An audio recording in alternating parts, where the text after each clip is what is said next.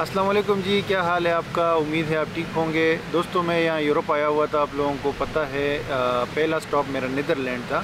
तो बहुत सारे लोग ये पूछते हैं जब मैं वीडियोस अपलोड करता हूँ कि यार वीज़ा कैसे मिलेगा या उस कंट्री में हम कैसे जा सकते हैं और क्या क्या ऑप्शंस अवेलेबल है। तो मैंने कहा मैं यहाँ हूँ तो क्यों ना आपके साथ जो है शेयर किया जाए। हवा भी बहुत तेज़ चल रही है, शायद थोड़ा सा आपको ऑडियो में इशू आ रहा हो सुनने में, लेकिन फिर भी मैं आपको बताता चलता हूँ क्योंकि हवा के जो है बहुत तेज़ वेव्स आ रहे हैं। अच्छा, सबसे पहले जहाँ तक बात है विज़िट वीज़ा का, तो विज़िट वीज़ा जो है 2 बार मैं यूरोप आया हूँ, दोनों बार मुझे नीदरलैंड ने इशू किया है। तो नीदरलैंड जो है वो एक अच्छा कंट्री है इस हवाले से। वीज़ा का जो फैसला करता है मेरिट के ऊपर करता है, डॉक्यूमेंट्स वगैरह सारी चीज़ें देख के करता है और फिर या रिजेक्ट करता है या एक्सेप्ट करता है। तो विज़िट पे क्या हो सकता है, विज़िट पे तो विज़िट ही हो सकता है। आप यहाँ पे आके देख सकते हो कि क्या चीज़ें हैं, बिज़नेस कैसा है, जॉब की मार्केट कैसी है, मुख्तलिफ चीज़ें जो है ग्राउंड रियलिटीज़ देख सकते हो। सेकंड नंबर पे अगर एक बंदा जो है ना, जॉब अगर किसी को मिल जाए नीदरलैंड की किसी कंपनी से, तो वो जॉब कॉन्ट्रैक्ट जो है उसके बेस पे भी आप यहाँ पे रह सकते हो, अप्लाई कर सकते हो वीज़ा रेजिडेंस परमिट के लिए, और वर्क परमिट के ऊपर जो है आप नीदरलैंड में लीगली रह सकते हो। और नीदरलैंड एक हाई इनकम कंट्रीज़ में आता है। यहाँ पे तकरीबन 2000 यूरो से ऊपर है मिनिमम सैलरी, राइट। तो ये हाई इनकम कंट्रीज़ में आता है। इनको जो है इसमें ऐसा नहीं है कि आपको बिल्कुल ये बुला रहे, क्योंकि इसकी ऑलरेडी आबादी काफ़ी ज़्यादा है, कंट्री छोटा है। तो अगर कोई आप हाई स्किल्ड हो, सबसे पहले तो आप खुद पे काम करो। हमारे पाकिस्तान में जो आबादी है, ज़्यादातर लोग ऐसे हैं कि वो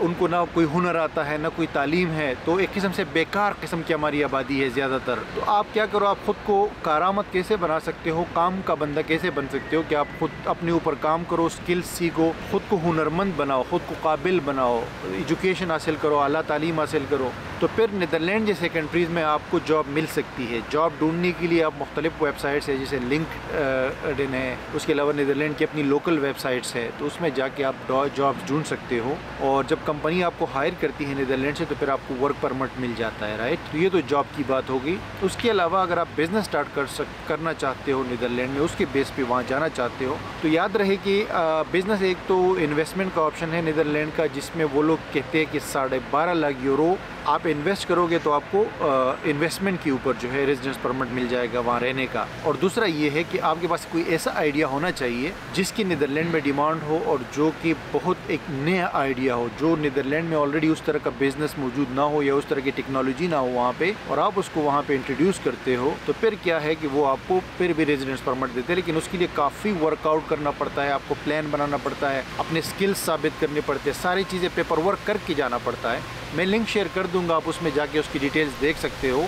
ऑफिशियल वेबसाइट के ऊपर। तो इसको स्टार्टअप वीज़ा कहा जाता है नीदरलैंड के अंदर। तो ये भी आप बिज़नेस में आता है, लेकिन अक्सर लोग कहते हैं मैं जाके वहाँ कोई दुकान खोल लूँ, कोई रेस्टोरेंट खोल लूँ, तो इस तरह के बिजनेसेस वहाँ पे उस पर आपको रेजिडेंस परमिट नहीं मिलता नीदरलैंड जैसे कंट्रीज़ में, क्योंकि वहाँ ऑलरेडी इस तरह की बिजनेसेस बहुत ज़्यादा है और ये बहुत कॉमन बिजनेस है। तो अगर ये लोग वो लोग अलाउ करें तो फिर तो पूरी दुनिया से लोग आना शुरू हो जाएंगे वहाँ पे, ठीक है। तो मैंने आपको बिज़नेस के 2 चीज़ें बताई, एक तो 12.5 लाख यूरो अगर है तो उसमें इन्वेस्टमेंट पे जा सकते हो, लेकिन ये इन्वेस्टमेंट ज़्यादा है, हर बंदे के पास इतने नहीं होते पैसे। दूसरा है कि आइडिया यूनिक होना चाहिए। उसके अलावा जो है अगर एज अ स्टूडेंट आप वहाँ जाना चाहते हैं तो एज अ स्टूडेंट भी जा सकते हैं। स्टूडेंट वीज़ा के लिए आपको सर्च करना पड़ेगा, स्कॉलरशिप भी मिल जाती है, लेकिन वो साल में किसी ख़ास मखसूस टाइम पे होती है। स्कॉलरशिप के अलावा जो है आप पेड स्टडी के लिए वहाँ पे अप्लाई कर सकते हो। किसी यूनिवर्सिटी में आपको एडमिशन मिल जाए तो उसके बाद आप रेजिडेंस परमिट के लिए अप्लाई कर सकते हो। तो रेजिडेंस परमिट भी जनरली मिल जाता है नीदरलैंड के अंदर। और नीदरलैंड के अंदर जो है आप मेरे ख्याल से काम भी कर सकते हो थोड़ा सा कुछ ड्यूरेशन का, अगर आपको स्टूडेंट वीज़ा मिल जाए। और नीदरलैंड एक बहुत आला क्वालिटी की कंट्री है, यानी कि बहुत स्टैंडर्ड बहुत हाई है लिविंग स्टैंडर्ड, और लेकिन एक्सपेंसिव बहुत है, आपको ख़र्चा बहुत करना पड़ेगा। आप किसी भी उसमें जाते हो वहाँ तो ख़र्चा आएगा आपका, ठीक है। तो ये है कि मैंने कहा आपके साथ मैं शेयर करूँ, मैं यहाँ आया हुआ था तो नीदरलैंड का मैंने कहा आपके साथ मैं शेयर करता हूँ जो ऑप्शंस मैंने देखे हैं। और थोड़ा सा मुश्किल ज़रूर है, लेकिन अगर आपकी क्वालिफ़िकेशन है, आपके पास स्किल्स है, तो आप डेफिनेटली अप्लाई कर सकते हो नीदरलैंड में एज अ बिज़नेस के ऊपर, या वर्क अगर वीज़ा आपको मिल जाए, और एज अ स्टूडेंट के लिए तो कर ही सकते हो। नहीं तो मैंने जैसे आपको कहा विज़िट वीज़ा जनरली थोड़ा सा बेहतर इनका डिसीजन मेकिंग है, तो उसके लिए भी आप अप्लाई कर सकते हो अगर आपको विज़िट पे आना है नीदरलैंड, और इधर जो है ना अपने घूमना फिरना है, और देखना है कि क्या सूरत हाल है। Thank you guys. आपका कोई क्वेश्चन हो तो कमेंट में कर सकते हो।